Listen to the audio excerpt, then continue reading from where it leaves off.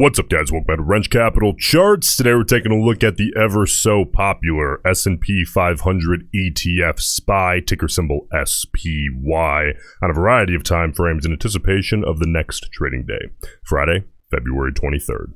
Let's take a look here, guys. Big day for the overall market. If you guys appreciate me covering SPY every day, please just leave a like on the video. It's free, it's easy, it helps out more than you'll ever know. Just tremendous. And also, I'm covering this name every single day, so subscribe to the channel if you'd like to see this each day. Let's take a look. Okay, starting on the 1 minute chart, of course, SPY is a name that, you know, while this video is geared more toward tomorrow, it is a name that I intraday trade quite often, but I'm only really able to trade a couple of different setups out of my playbook on a name like SPY. At least intraday, of course. And the reason is because the majority of most traders' playbooks, they're only going to have edge. The majority of those setups, I mean, they're only going to have edge on stocks that are in play. But there are a few setups that I utilize probably more than any of the other ones that have edge, and they become backbone setups, and they have edge on stocks even if they aren't in play, but that, you know, that produce a very specific setup. One of those is a setup I kind of developed on my own. I call it a repeat offender setup. We didn't get any picture-perfect repeat offenders on SPY here today. We did get this little region of clean pull-ins to the varying EMAs. This white line's the 50, that purple is the 20, and that yellow is the 9. Those are by far the three most popular for intraday trading on the 1 minute. And that's really all I'm interested in, whichever ones other traders are also using, because it's my belief that this is all nothing more than a self-fulfilling prophecy. So that I want to trade that, right? The problem with trading pull-ins to EMAs on something like SPY, for example, at least for me, I found you can eke out a little bit of edge, but like I'm not after a little bit of edge. If I'm going to sit in front of the screen and trade and spend time doing so, I want tremendous edge, right? I want as much edge as I can get. So this style of trade, I like to utilize much more on stocks that are in play. Fresh news catalyst, elevated relative volume, things like that. Moving big, right? If you guys want to just get a taste of that, you can join our free Discord server. The link is somewhere in the description. I think it's probably the second or third link in there. Just absolutely free. Click that. It'll put you in there immediately. Just no charge, nothing. It's like 2 clicks. Let's take a look now. Move on from the intraday mentality. Okay? And start looking toward tomorrow. Starting with the 5 minute chart, I want to look at volume. Now, we expect that we're going to get big volume off the open and big volume at the close. But remember here, I'm always looking for something that sticks out like a sore thumb. Like, for example, okay, we saw a big opening drive. If we saw really an opening drive that lasted the majority of the day, right? Thanks to NVIDIA earnings, of course. But the volume, if it's not there, I can't force anything. And today it feels like a force. There's just nothing really to pull out of the 5 minute other than, you know, the incredibly obvious reclaiming of $500 a share in after hours last night, which was huge. Okay, and we talked about that when we were covering SPY last night. And then today, we just held it tremendously well. I want to talk more about 500, but we're going to do that once we get to the daily.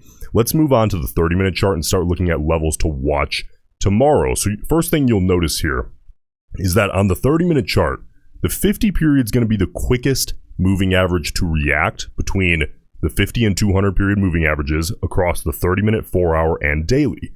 And it's moving just beautifully. We got a great head start in after hours last night and pre-market this morning, and it has gotten up underneath the move very well. It's well above 500. It's at 503.50 essentially. So from a bullish perspective, as we head into tomorrow, really what I'm going to be keeping my eye on is, at least specific to the 30-minute chart, right? I want that 50 period to continue upside. I want the market. I want the ETF. I'm just going to call it the stock. It's easier. I want the stock to remain where it is, if not higher, with that 50 period, the white line, continuing aggressively upside. And if you're a bear here on the overall market, you not only want to see the market fade, but you ideally would want to see that 50 period flatten out, and if not, curl downside. Okay, and a downside break through the 50 period would be ideal. Let's move on now to the 4-hour chart and take a look at what's in play. You can see here that since last night, we have pulled heavily away from the 50 period here on the 4 hour. It's currently just below $500 a share. So again, from a bullish perspective, I'd want to see that 50 period. It takes its time more so on the 4 hour, but moving upside above 500, any downside test, I would prefer that that 50 period's above 500 and we bounce off of a test. Though, to be fair, that is a little bit of a move away. It's currently about a 1.6% move downside. I mean, understand, today was a massive day for the S&P. 2%, listen, 1%, just for context here, on the S&P is a volatile day. 2% on the S&P is quite rare. Okay, so today was a great day for the market. Again, thank you, NVIDIA earnings, quite the eye-popping result.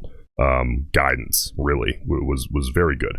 So that's very simple here on the 4 hour. If you're a bear, you ideally want to see that 50 period stay below 500, leave as little psychological support between the stock and $500 a share as possible, the ETF, right? Let's move on now to the most important chart, arguably, which is going to be the daily. This paints a really simple story, and where it's simple, we need to pay attention, right? When it's simple, again, don't overcomplicate it. You can see that the 50-day is the nearest moving average, not really in play as of right now, so this becomes very simple. Today was an all-time high, okay? And we look here, 508.49 is the all-time high now intraday.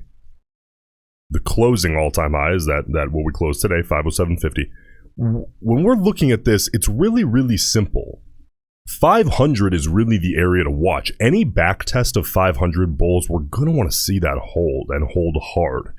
Bears, you are hoping for a back test and ideally a break back into the 400s.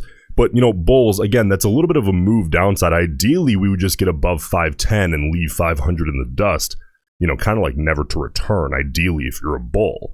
But bears, you're going to want to see 500 crack, whether that, again, that's a little bit of a move away. We're looking right now, as of the close at least, again, that's about a 1.5% move downside. That's a volatile day, okay, for the market, but it's not out of reach in a single day. But bears, you're going to want to see 500 break downside as soon as possible here. Now, let's take a look at the options bias that we got here today on SPY. We had 10.5 million total contracts traded today. Anything over 10 is a lot for SPY, okay? 4.6 million calls, 5.8 million puts. We are seeing a put-heavy ratio today. And the short-term speculators, get this. This is absurd. The 0 to 20 delta range, that's the short-term bets being placed. 1.16 million calls, 3.1 million puts. Very, very heavy to the put side on SPY today in the very short term. Okay? And then as we get deeper into the chain, you go closer to at the money and then deeper in the money, it, of course, as expected, starts to lean bullish. This is the S&P, right? So the longer term sentiment you get, typically, the more bullish the ratio is going to be. But interestingly, that short term is throwing off the overall ratio because the short term delta range is those are the very out of the money calls and puts, right? Those are on average going to be a much shorter expiration date. Very put heavy, which leads me to believe that the very short term traders are betting against this pop here. But we also have to consider that it could be short term high volume hedging with funds or institutions. At the same time, similar to when I'm looking at unusual options activity, I like to think of it as you typically don't hedge, at least many, typically won't hedge unless they see a reason to do so, okay? So I don't like to just completely write off, oh, it's just a hedge, it's no big deal. Well, that hints at me that there's at least some kind of sentiment that a hedge may be necessary. Though it could, we don't know that deep. Are these hedges? Are they straight up bets? All we can see is the volume. Appreciate you guys. Please subscribe to the channel, and I'll see you in the next one.